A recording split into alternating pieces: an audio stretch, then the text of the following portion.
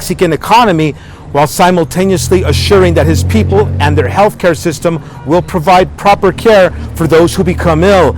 This week, the president requested a minute of silence in honor of the dead. All public workers are participating in this homage to those who have lost their lives because of the pandemic. We want to comfort their families, and I send a message of hope. 100 people there, 5 were tested positive, and the percentage is 0.26%. The fourth higher risk group are the property management staff. So far, we tested 23,000 staff members, 3 positive cases. The percentage is 0.01.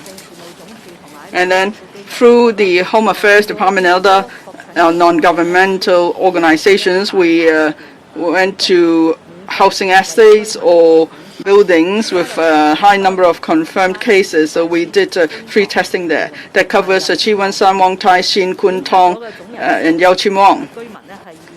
We tested 28,000 residents, and we found 20 confirmed cases. So again, the percentage is relatively high, 0.07%. And then through the Education Bureau, for special schools, especially those with boarding facilities, we are particularly concerned. So we tested the staff members there. We tested 750 teaching staff members, and we couldn't find any confirmed cases. Now, I shared with you this series of figures just to make the point that testing remains an important measure today. WHO and local experts have reiterated the importance of testing. That is, then we're able to achieve early detection, early isolation, and early treatment. But is it the case that the more tests we do, the better it would be? Well, then it leads to the question of capabilities and effectiveness.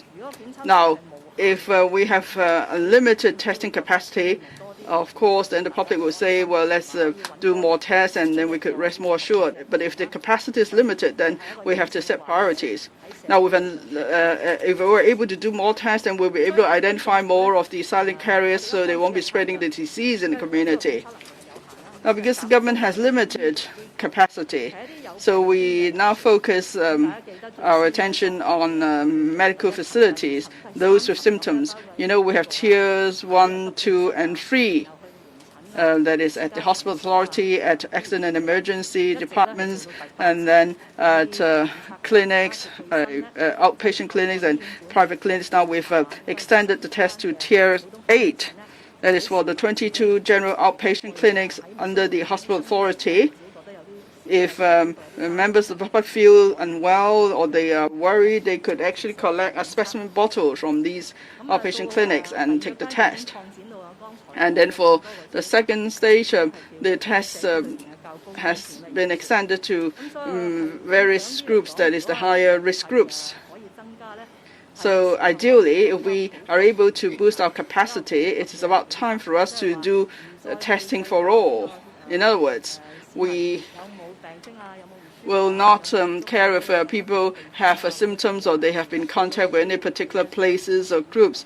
Instead, they will all be offered the opportunity to do a test. But if we are to extend the test to everybody, that means we need to boost our testing capacity substantially in a short space of time. So that's what I'm going to tell you about later. We said we have support from the central government. One aspect of that is increasing the testing capacity. Okay, the second part is about hospital facilities, because we have seen a spike in local cases, and then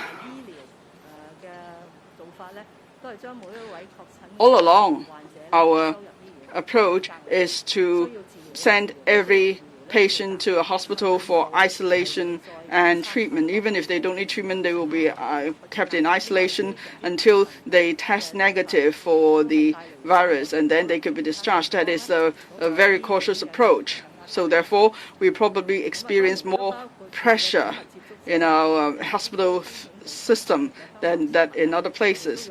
And then for people who are close contacts or who come back from overseas, they have to be sent to quarantine centers. So in the past 7 months, you've been hearing from us often on how we try to increase the capacity.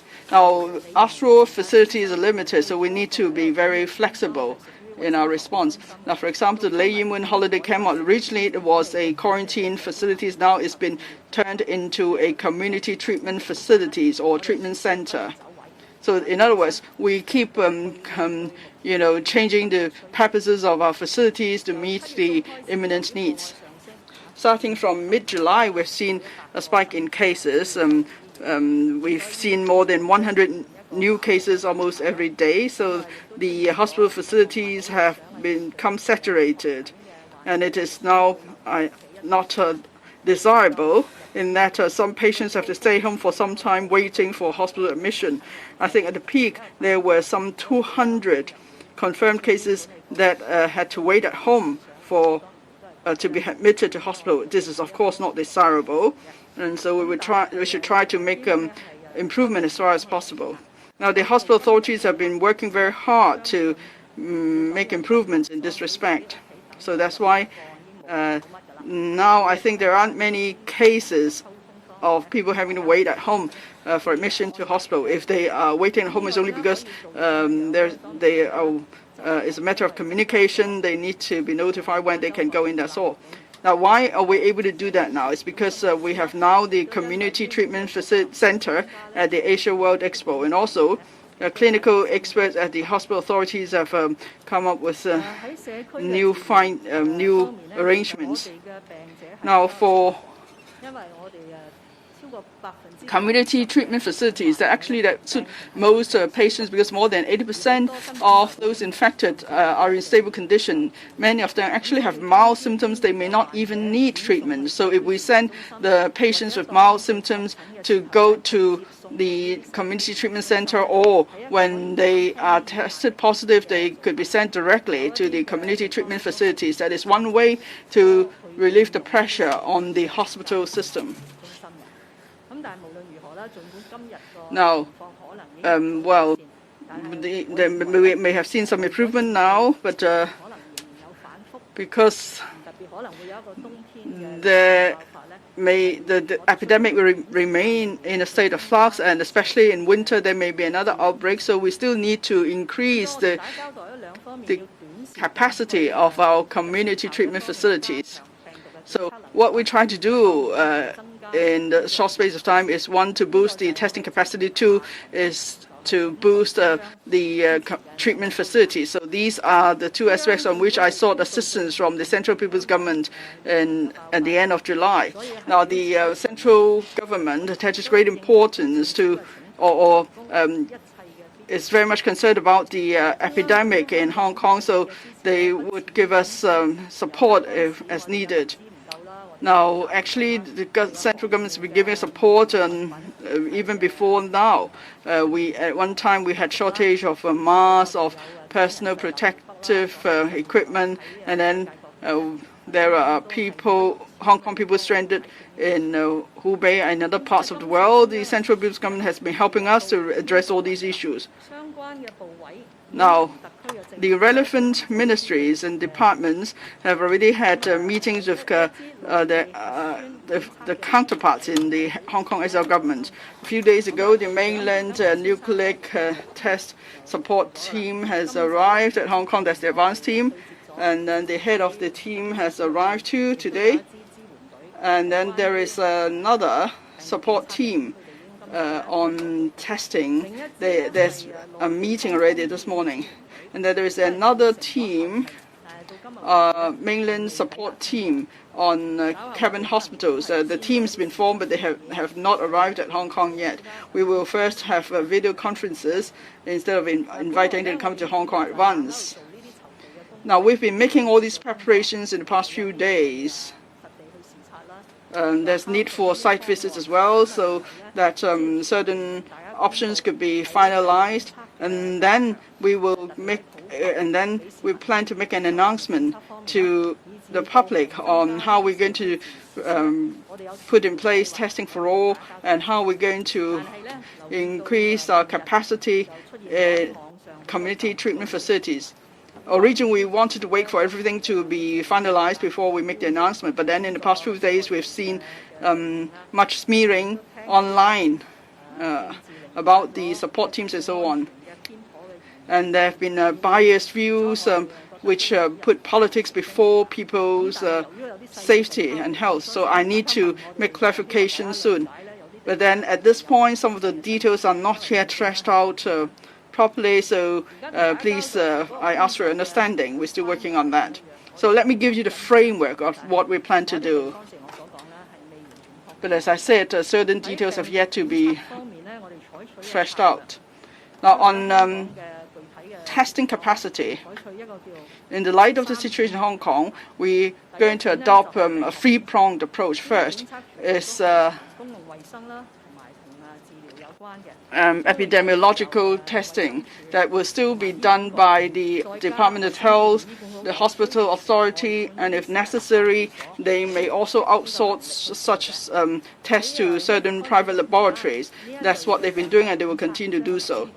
And then I mentioned there are 8 tiers of epidemiological testing, and we have already done more than 700,000 tests. In the past 7 days, in particular, they have been trying to boost their testing capacity. On average, every day, they were able to do 13,000 tests on average. So such testing will still have to do with medical will continue to be done for medical purpose. It's not for community testing and so on, because in case there is any emergency, we need to have a reserve capacity in the public healthcare sector. This is to help us control the epidemic. The second type of testing is for specific groups. I mentioned the various groups to you earlier on, and very soon I hope it could be extended to groups that come into frequent contact with the public. For example, in certain companies or organizations, there are frontline staff who have to come into contact with the public often, say, to provide service, in sales activities, or who work as cashiers and so on. And so we're just not talking about public sector. We're talking about private companies. Workers in these companies or organizations, if they come into frequent contact with the public, we are prepared to provide free testing. I'll give you some examples. If it's in the public sector, then we talk about, say, our postman colleagues. They often come into contact with the public, so we will do tests for them. And then when schools resume, then we're talking about teaching and school staff and the hotel staff, staff of public transport operators, or carers of the elderly. These are all frontline staff who come into frequent contact with the public.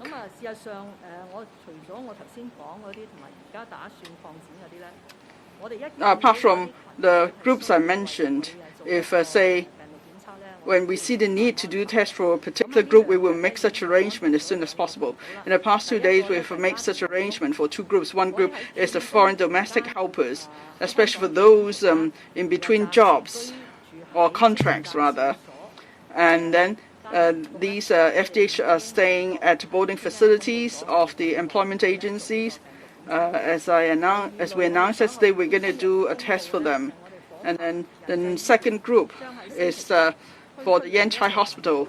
On Monday, they're going to launch a testing exercise for a particular group, that's pregnant women, because many expectant mothers are really concerned, especially when the delivery is due, and then hospitals say you must produce a negative test result to be admitted to the hospital. So that's why for the pregnant women's group,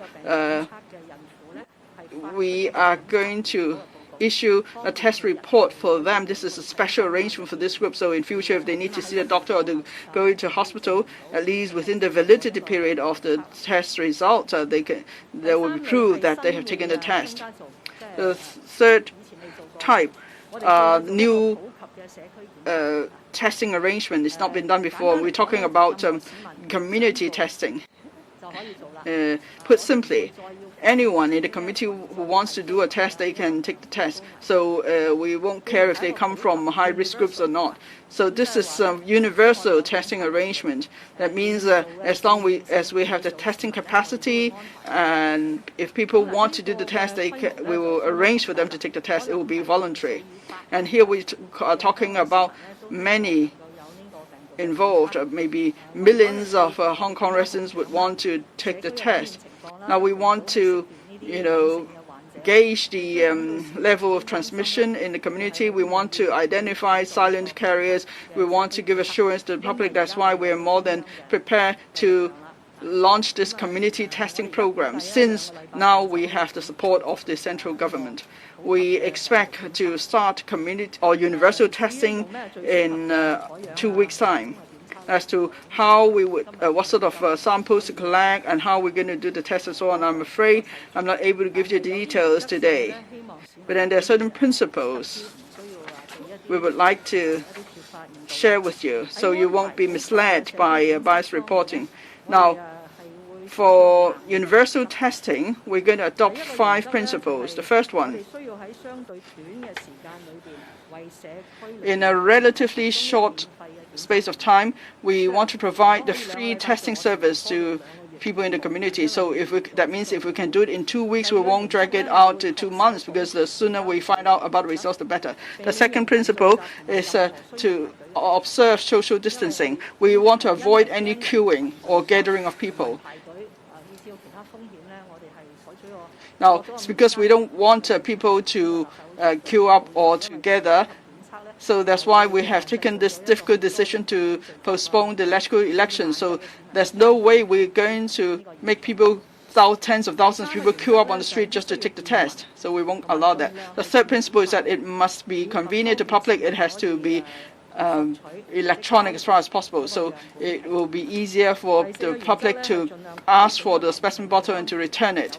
The fourth principle is that the whole process must be safe and orderly. For example, we will have different distribution and collection points, and then in the whole process there will be full tracking. That means it's not possible for us to lose track of where the samples have gone. And then the fifth principle is very important, is that we want to make sure the privacy of those involved. That is, laboratories will not know the names and the identity of the sample owners. So they just have a sample number or barcode. So the laboratories will not know who the person is that gives the sample.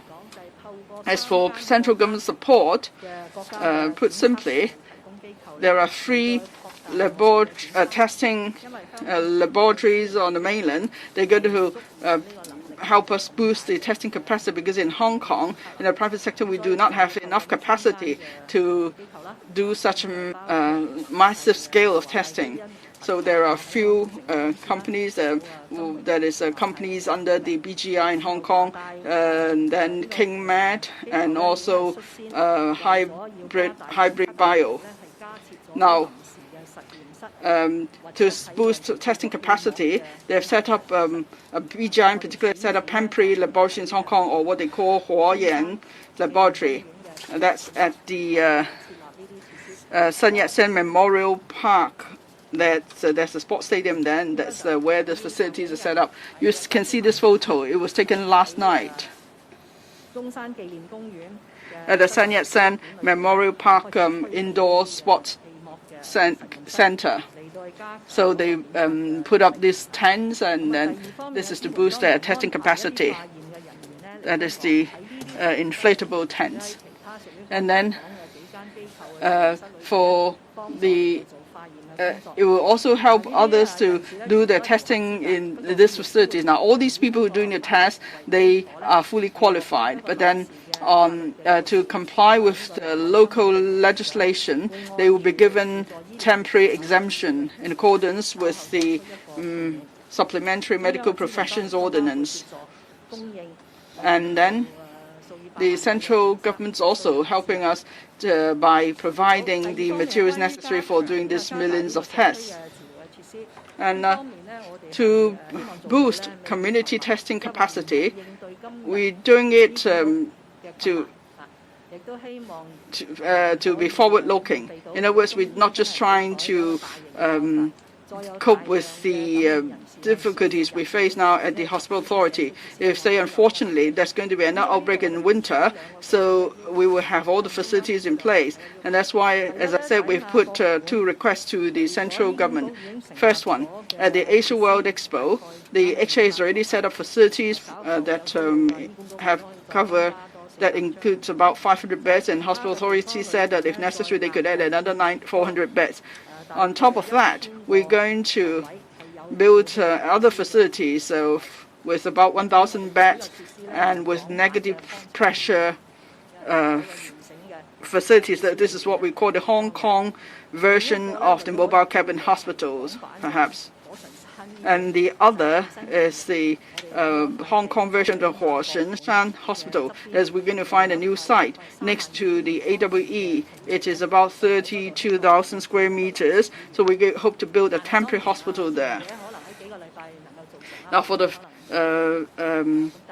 mobile cabin hospital, probably we can finish it in a few months, and then in a few weeks, but then for the temporary hospital, it may take a few months to be completed. So it's not to meet the immediate needs, but it's to give us the capacity to deal with any sudden surge of the epidemic in future.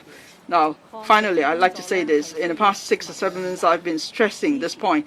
With our fight against the virus, we need the understanding and the support of the public. We need their cooperation. Otherwise, we can never do enough. The government of the Hong Kong South will always put public safety first. Of course, we are a pluralistic community. People are entitled to different views, and we accept that. But here we're talking about lives here. Lives, and so I hope people will bear in mind scientific evidence. Let's look at facts. Don't always just resort to conspiracy theories. Don't just smear every effort indiscriminately. And please do not undermine our relationship with the Central People's Government. In particular, it's us who have asked for assistance from the central government. There are now 2 mainland support teams appointed by the Central People's Government.